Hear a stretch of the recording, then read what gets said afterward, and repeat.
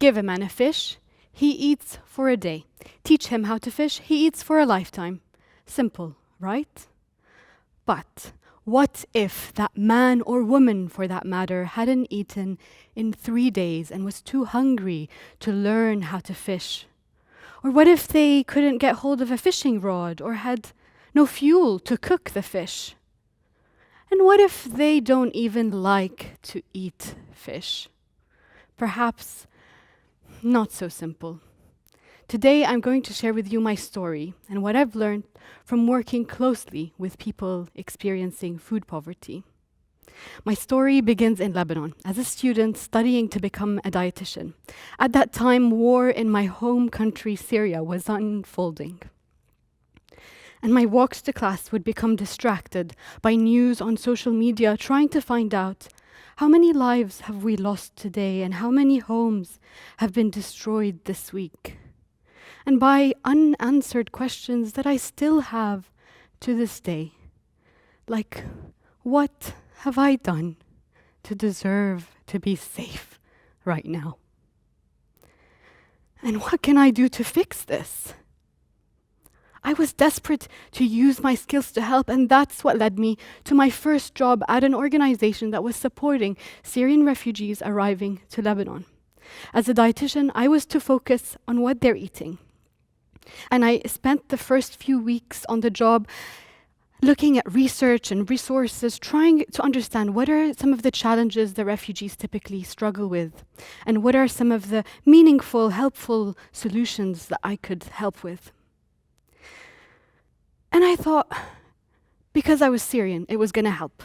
I was going to be able to build a connection with them and get that message across more easily. One day is particularly etched in my memory. It was the day I met Basima, a 52-year-old woman who welcomed me into her tent, where she was hosting one of her usual social gatherings. And it was one of the first times that I'd had the chance to sit down with a group of women and talk to them about what they're eating. This time, we were talking about the food vouchers they were receiving and what a good, balanced food shop might look like. I went through all of the information I had, and they were really kind and generous. They even offered me tea, even though it was one of the few things they had. I got to the end. Any questions? I asked. Silence. And then a flood of questions like, can you help us get running water or toilets installed? I've been feeding my baby tea for the past 6 weeks. Can you help us get formula?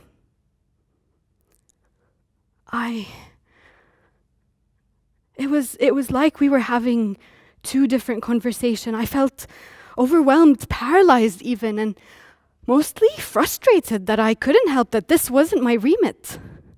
I tried to explain that, and Basima turned to me and said, Habibti, sweetheart, you're welcome here anytime. We really enjoyed having you, but your advice doesn't work for us. How can someone like you understand what we are going through? And I realized she was right. I didn't understand. Even though I too was Syrian and I too had been forced to leave home, our experience of that was very different. I was an expert in my subject, not in their lives, and even though some of what I knew could help, it wasn't what they wanted or needed at that time.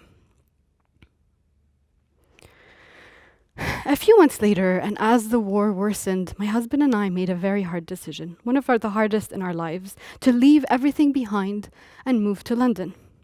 And my first job here was supporting young homeless people, and again, as a dietitian, I was to support them with what they're eating. And I was really excited about this role. I thought it was going to be easier. After all, I'd been toughened up by my previous experience. There was a robust health and social care system in the UK that was supporting this group, and this was a really creative and innovative approach. We did lots of cooking and food shopping with young people. But for a lot of young people that I worked with, no matter how creative I got with my block of 6 sessions, something just didn't feel right. Young people came to me with the weight of the world on their shoulders, and it often felt like I was handing them a flimsy umbrella and asking them to walk through the storm that is their life and keep dry. I remember sitting down with Ben to work out his food budget for the week and coming to minus 3 pounds. And Jess, who was in disbelief to know that she could take home the shepherd's pie we'd cooked together and the 3 leftover potatoes that we didn't use in the session. She said that that was going to get her through the week. This happened with young people over and over again, and it soon became clear that the food the young people were taking away was the reason they were coming to the session at all. And I felt like I was back in that tent with the group of women in Lebanon, feeling frustrated and overwhelmed that what I was here to do wasn't what they wanted or needed at that time. So I needed some answers. So I naturally went back to the books, to the evidence that would perhaps give me some guidance. And I was surprised there was very little there. This issue of food poverty and this group, young homeless people, was very underrepresented in research. So we decided to do it ourselves, and we did lots of surveys and interviews to get to the bottom of what this group actually needed from us. And the results were shocking. In the prior month, 60% of our young people had skipped meals or gone to sleep hungry because they had no money. In one of the interviews, a young person said, "I'd be hungry, but I wouldn't eat, because I knew if I ate any more today, I would have nothing left tomorrow. I had to ration my food." I'd expected this group to need some support with budgeting or some tips on cooking for less, but nothing had prepared me for the level of food poverty they were experiencing. And while I knew that food poverty is a global issue, it touches millions of people's lives around the world, I was shocked that it was happening here in the UK, one of the richest countries in the world, and angry that it was happening as the food industry throws away 250,000 tons of food that's good quality and edible each year. That's enough to feed a meal to the UK population, almost 10 times over. Do you remember the last time you had to delay your lunch? Perhaps a meeting ran over and you were running late, didn't have time to grab a sandwich. We often joke about the feeling of being hangry, the combination of hunger and anger. Now, imagine that feeling on repeat, indefinitely. When someone's hungry for a long period of time, not only are they more nutritionally at risk, their immune system becomes more at risk, their mental health suffers, it's hard to concentrate and remember things, energy is low, is the body switching to survival mode. And while that is a really useful adaptation if we were facing a famine, there is no place for it in our world today. So, why was no one around me talking about this? How were we expecting young people to go to things like math classes and English classes that we put on when they were hungry? Food poverty in the UK is real and it's on the rise. And we cannot talk about food poverty without talking about the wider issue of poverty in the UK. And let me share with you some numbers to get this issue into perspective. In the UK, 9 children in a classroom of 30 are in poverty. 1 in 5 adults is experiencing some level of food insecurity, from worrying about food all the way to going full days without eating. And in this past year alone, 700,000 people have been pushed into poverty, and these numbers are rising. And you'll find a few official definitions of what poverty means, and they're usually along the lines of not having the financial means for a minimum standard of living. But let me share with you what poverty really means to the people I worked with. Poverty is having to make hard decisions on a daily basis, like whether to heat your home or feed your children.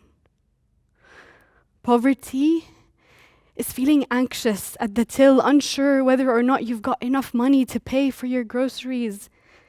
It's feeling guilty for having to tuck your children in bed on an empty stomach. It's being in a constant state of crisis, thinking about the here and now and having no headspace to think about your future.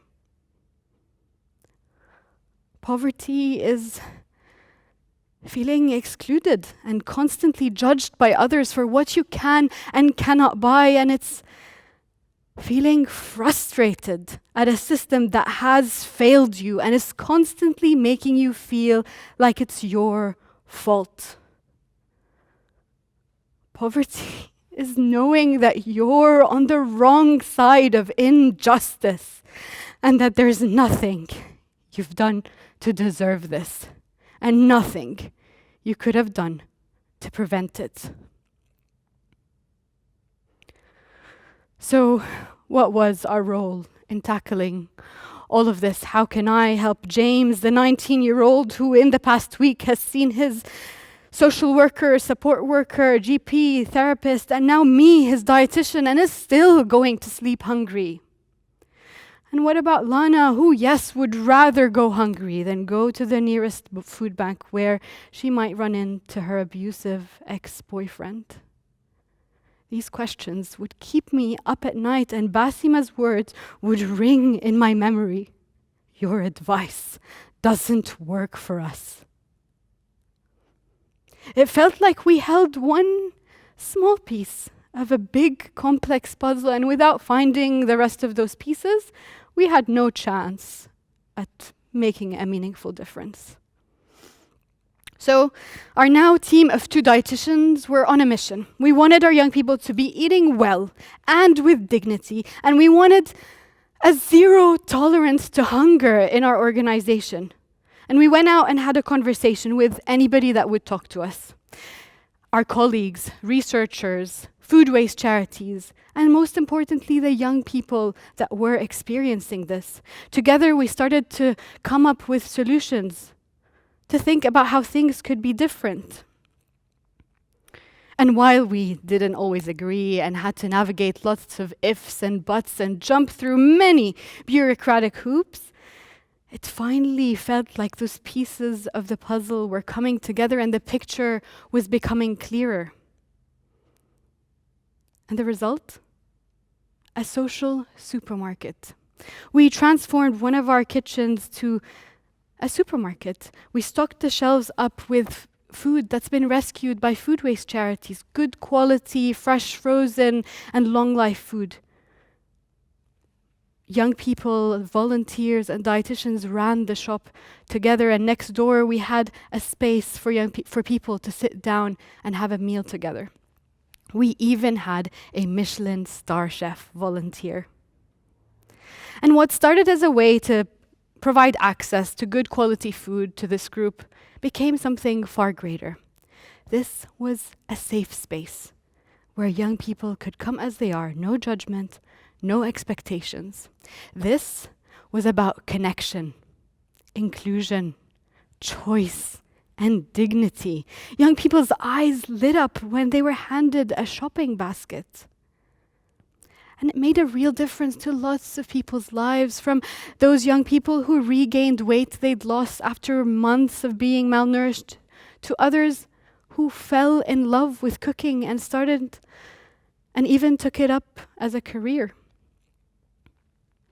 My favorite moments were when young people tried new things for the first time, like Tom, who at 19 tried butternut squash for the first time and loved it and started to make it every week.